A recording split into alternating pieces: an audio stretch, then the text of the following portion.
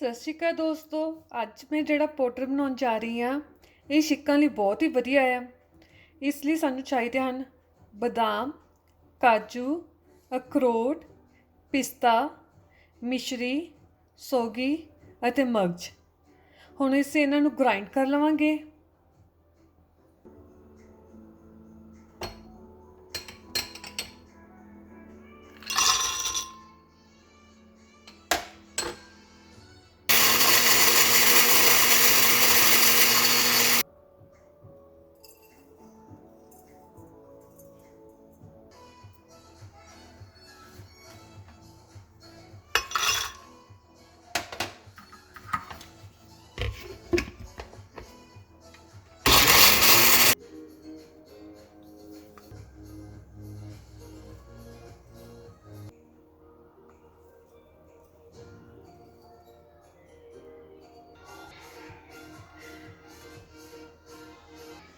ਜਿੱਦਾਂ ਕਿ ਤੁਸੀਂ ਦੇਖ ਸਕਦੇ ਹੋ ਕਿ ਹੁਣ ਸਾਡਾ ਸਾਰਾ ਕੁਝ ਗ੍ਰਾਈਂਡ ਹੋ ਗਿਆ ਵਾ। ਹੁਣ ਇਸ ਵਿੱਚ ਮੈਂ ਥੋੜੀ ਜਿਹੀ ਕਾਲੀ ਮਿਰਚ ਪਾਵਾਂਗੀ।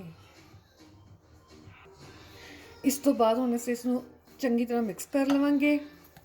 ਤੁਸੀਂ ਦੇਖ ਸਕਦੇ ਹੋ ਕਿ ਮੈਂ ਇਹਨੂੰ ਜ਼ਿਆਦਾ ਬਰੀਕ ਨਹੀਂ ਕੀਤਾ ਕਿਉਂਕਿ ਖਾਣ ਵਿੱਚ ਬਹੁਤ ਹੀ ਵਧੀਆ ਲੱਗਦਾ ਆ।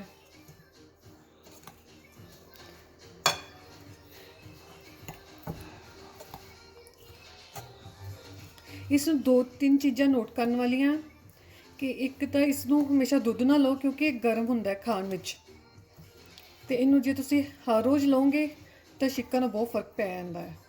ਅਤੇ ਇਹਦੇ ਵਿੱਚ ਕਾਲੀ ਮਿਰਚ ਥੋੜ੍ਹੀ ਪਾਇਓ ਕਿਉਂਕਿ ਬੱਚੇ ਥੋੜ੍ਹਾ ਘੱਟ ਲਾਈਕ ਕਰਦੇ ਆ ਕਾਲੀ ਮਿਰਚ ਨੂੰ।